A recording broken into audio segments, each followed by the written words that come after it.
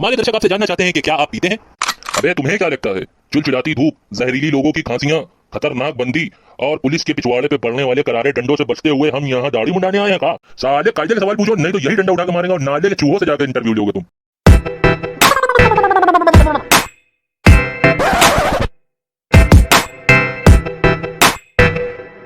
कोशिश करने वाले लोगों की कभी हार नहीं होती और पैदल ही निकल लेते हैं ठेके की ओर जिनके पास कार नहीं होती।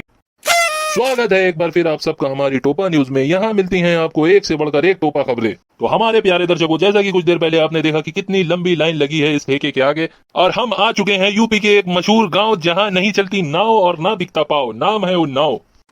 लॉकडाउन खत्म होने के बाद सरकार की घोषणा होते ही जैसा कि आप सब जानते हैं कि कुछ जगहों पर देसी ठेकों की दुकानें खुल चुकी हैं। जैसा कि मैं आपको दिखा दूं कि कितनी लंबी लंबी लाइनें लगी हैं ठेकों के आगे। कैमरामैन जरा कैमरा जूम आउट कीजिए। अबे गधे, यहाँ नहीं वहाँ वहाँ। तो आप लोग जैसा कि देख सकते हैं कि नशेड़ियों और पियक्कड़ों की किस तरह कतारें लगी पड़ी हैं। चलिए इनके पास चल के पूछते हैं कि कैसा महसूस कर रहे हैं ये पियक्कड़ ठेके खुलने के बाद। हमारे दर्शक आपसे कुछ सवालों के जवाब जानना चाहते हैं। तो पहला सवाल कि क्या आप पीते हैं? क्या पीते हैं? दारू, अद्दी, मदिरा, शराब, जिसके लिए लाइन लगा के खड़े हुए हो महाराज। अच्छा, वैसे तो हम ज्यादा नहीं पीते हैं, और अगर हम ज्यादा पी भी लें तो नशे में नहीं होते हैं, और अगर हम नशे में हो भी जाएं तो हम नाले में नहीं गिरते हैं, और अगर हम नाले में गिर भी जाएं तो हमें कुत्ते नहीं चाटते हैं, और अगर हमें कुत्ते चाट भी लें तो हमें कौन सा पता चल जाता है यार। हमारे दर्शक आपसे जानना चाहते हैं कि आप इतना पीते हैं, पुलिस आपको मना नहीं करती? बिल्कुल नहीं, ये राज की बात है। आपको नहीं पता कि पंजाब के पुलिस के कंधे के ऊपर लिखा होता है PP, हरियाणा की पुलिस के कंधे पे लिखा होता है HP यानी हमेशा पी, आंध्र प्रदेश की पुलिस के कंधे पर लिखा होता है AP यानी आहिस्ता पी, दिल्ली पुलिस के कंधे पर लिखा होता है DP यानी देसी पी, गुजरात पुलिस के कंधे पर लिखा होता है कि GP यानी जी भर के पी, और राजस्थान के पुलिस के कंधे पर लिखा होता है RP यानी रोज पी, MP पुलिस के कंधे पर लिखा होता है MP यानी मजे में पी, और सबसे तगड़ा वाला तो यूपी पुलिस कहती है कि उतरने के बाद फिर से पी। इससे पहले कि मुझे चक्कर आ जाए मैं चलता हूँ दूसरे पियक्कड़ के पास। तो भाई साहब, क्या आप हमारे दर्शकों को बता सकते हैं कि आपका नाम क्या है?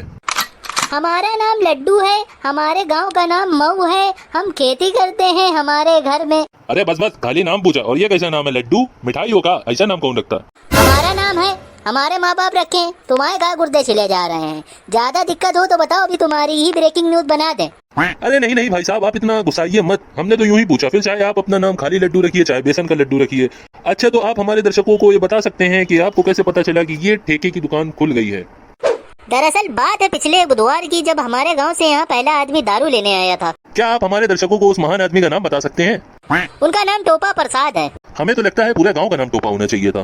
तो आपके कहने का मतलब ये है कि टोपा चंद जी पहले व्यक्ति थे आपके गांव के जिन्हें पता चला कि दारू के ठेके खुल चुके हैं और वो यहाँ दारू लेने आए थे।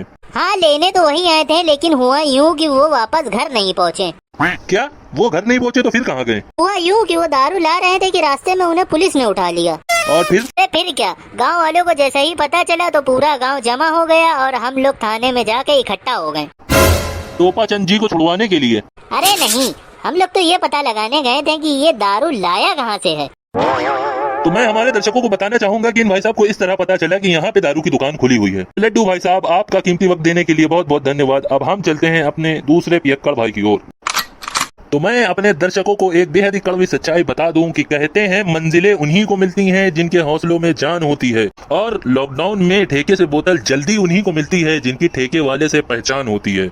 जी हाँ, अभी अभी हमने एक पियक्कड़ नशेड़ी को खाली हाथ ठेके की दुकान के अंदर जाते हुए देखा और वो फौरन एक बोतल के साथ बाहर निकल आया। लगता है उसकी ठेके वाले से बहुत ही अच्छी पहचान है।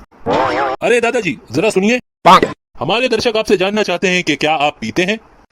अबे तुम्हें क्या लगता है, चिलचिलाती धूप, जहरीली लोगों की खांसियां, खतरनाक बंदी और पुलिस के पिछवाड़े पे पड़ने वाले करारे डंडों से बचते हुए हम यहाँ दाढ़ी मुंडाने आए हैं का? साले कायदे के सवाल पूछो, नहीं तो यही डंडा उठा के मारेंगे और नाले के चूहों से जाकर इंटरव्यू लोगे तुम। अच्छा, तो ये बताइए कि आप कितने की शराब पी जाते हैं एक दिन में? यही कोई 400 रुपए की।